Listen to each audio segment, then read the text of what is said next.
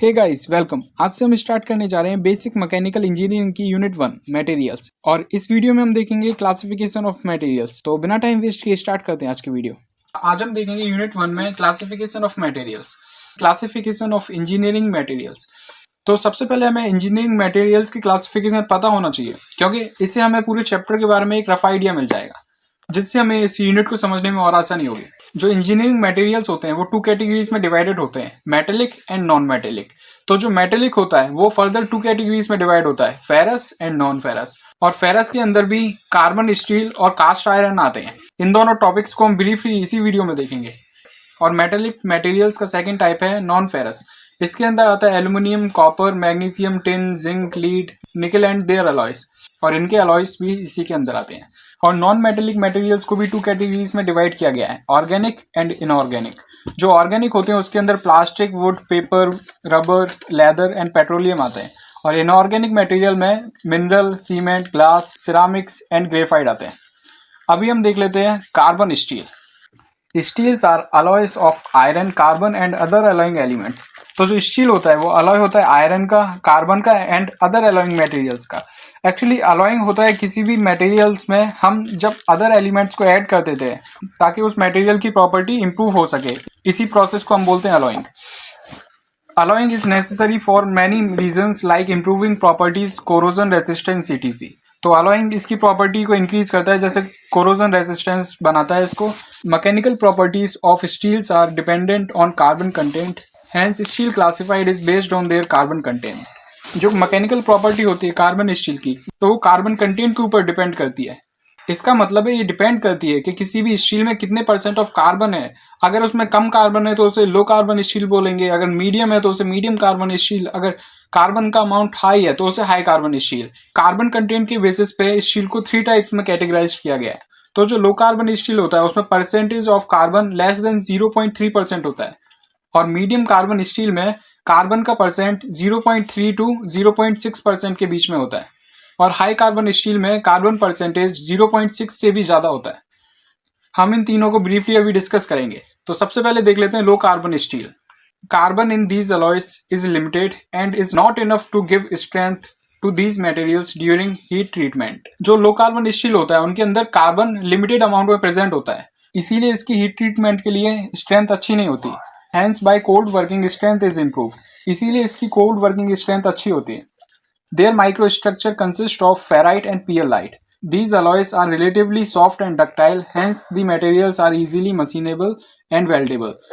इसमें जो low carbon steel का माइक्रोस्ट्रक्चर होता है वो कंटेन करता है फेराइट एंड पियरलाइट, और इसके अलॉय काफी सॉफ्ट एंड डक्टाइल होते हैं। Ductile means which can be drawn into thin wires, इसीलिए हम इन मटेरियल्स को मशीन में इजीली यूज कर सकते हैं। एंड वेल्डेबल, और हम इस मटेरियल को वेल्डिंग के लिए भी यूज कर सकते हैं। जो हम वेल्डिंग में एक तार सा देखते हैं पतला सा, वो इसी से मिलके बना होता है, तो ये वेल्डिंग में भी काम आता है।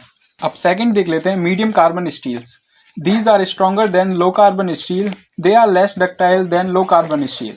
तो जो मीडियम कार्बन स्टील्स होते हैं वो स्ट्रॉन्गर होते हैं लो कार्बन स्टील के कंपैरिजन में, और लेस डक्टाइल भी होते हैं लो कार्बन स्टील के कंपैरिजन में। These can be heat treated to improve their strength, इसे हीट से भी ट्रीट किया जाता है ताकि इसकी स्ट्रेंथ और भी इम्प्रूव की जा सके। Typical application includes railway tracks and wheels and gears. तो इसके जो एप्लीकेशन है वो रेलवे ट्रैक और उसके व्हील्स बनाने में यूज होते हैं, और गियर्स बनाने में भी हम इसका यूज करते हैं। अब इसका थर्ड टाइप आता है high carbon steels. These are strongest and hardest of carbon steel. तो जो हाई कार्बन स्टील होता है वो सारे कार्बन स्टील्स के कंपैरिजन में सबसे हार्डेस्ट और स्ट्रॉन्गेस्ट होता है। सो डक्टिलिटी इज वेरी लिमिटेड, तो इसमें डक्टिलिटी बहुत ही लिमिटेड अमाउंट में होती है। These possess very high wear resistance. ये मटेरियल्स आसानी से ब्रेक नहीं हो सकते। And capable of holding sharp edges, और इन मटेरियल्स की शार्प एजेस होती है। So these are used for tool making application like knife, razors, hacksaw, blades. तो जैसे कि इनकी शार्प एजेस होती है तो इनका यूज हम नाइफ बनाने में, रेजर्स बनाने में, और हैक्सो मीन्स अगर आपने मैन्युफैक्चरिंग पढ़ी होगी तो हैक्सो आपने पढ़ा होगा। हैक्सो मीन्स सिंपली होता है दी आरी। जो आरी होती है जो लोहा काटने के भी काम आती है या फिर लकड़ी काटने के भी काम आती है, वो हैक्सो ब्लेड्स, etc। तो इन सभी को बनाने में हम हाई कार्बन स्टील का यूज करते हैं। अब हम देखते हैं कास्ट आयरन।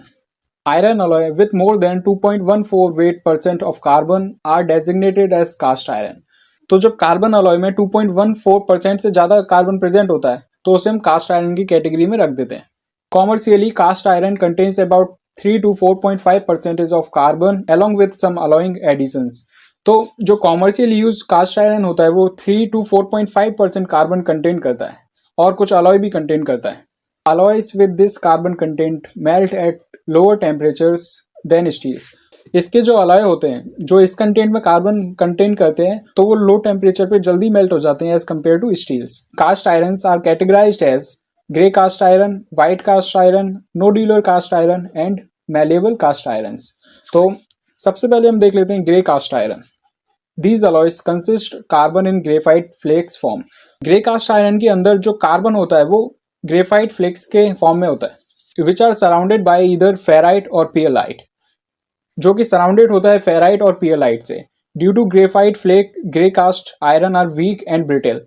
तो जैसा कि इसमें ग्रेफाइट प्रेजेंट होता है तो ये काफी वीक होते हैं और ब्रिटेल, इजीली ब्रेकेबल भी होते हैं।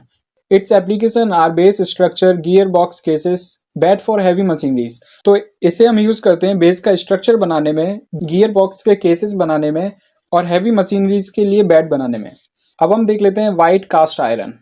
इन this SI content is low less than 1%। तो इसके अंदर जो सिलिकॉन का कंटेंट होता है वो लेस देन 1% होता है। It contains cementite. Because of presence of cementite fractured surface appear white.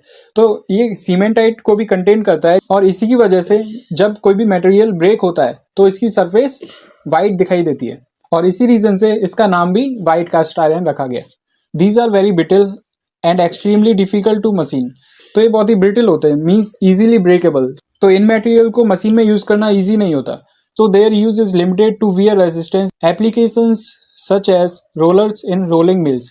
तो जो रोलिंग मिल्स में रोलर्स होते हैं हम व्हाइट कास्ट आयरन को एज ए रोलर यूज कर सकते हैं। इसका थर्ड टाइप आता है nodular cast iron. Small addition of magnesium और caesium to the grey cast iron before casting can result in graphite to form nodules और sphere like particle. तो जब हम ग्रे कास्ट आयरन में स्मॉल अमाउंट ऑफ मैग्नीशियम और caesium मिला देते हैं तो जो उसके अंदर ग्रेफाइट होता है वो नोड्यूल्स फॉर्म करता है। Nodules means spherical like particles को फॉर्म करता है। These are stronger and ductile than grey cast iron. ये ग्रे कास्ट आयरन से भी स्ट्रॉन्गर एंड डक्टाइल होते हैं। Typical applications are like pump bodies, crank shaft, automotive components. तो इसे हम यूज करते हैं पंप की बॉडीज बनाने के लिए, क्रैंक साफ्ट बनाने के लिए और ऑटोमोटिव कंपोनेंट्स बनाने के लिए। अब हमारा इसका लास्ट टाइप आता है malleable cast iron. It is formed by heat treating white cast iron. तो जब हम व्हाइट कास्ट आयरन को हीट ट्रीटमेंट देते हैं तो मैलिएबल कास्ट आयरन फॉर्म होता है। High temperature incubation cause cementite to decompose and form ferrite and graphite. तो जब इसे हाई टेम्परेचर पर रखा जाता है तो ये डिकम्पोज हो जाता है फेराइट में एंड ग्रेफाइट में। Thus, these materials are stronger with appreciable amount of ductility। तो ये मटेरियल काफी स्ट्रांग होते हैं और इनमें डक्टिलिटी भी काफी अच्छे अमाउंट में होती है। Having applications like railroad, connecting roads, marine and other heavy duty services। इसका जो एप्लीकेशन होता है वो रेल रोड्स बनाने में, कनेक्टिंग रोड्स को कनेक्ट करने में, मरीन और अदर हैवी ड्यूटीज को परफॉर्म करने के लिए भी इसका यूज होता है। इसमें आपने अगर एक चीज नोटिस की हो तो इसमें इसके मेनली दो टाइप्स ही ज्यादा वर्क करते हैं, एक ग्रे कास्ट आयरन और दूसरा व्हाइट कास्ट आयरन। क्योंकि इसमें जो नोड्यूलर कास्ट आयरन होता है वो ग्रे कास्ट आयरन से ही बनता है और malleable cast iron white cast iron से मिलकर बना होता है। सो आज की वीडियो में इतना ही, मिलते हैं अपनी नेक्स्ट वीडियो में। Thank you.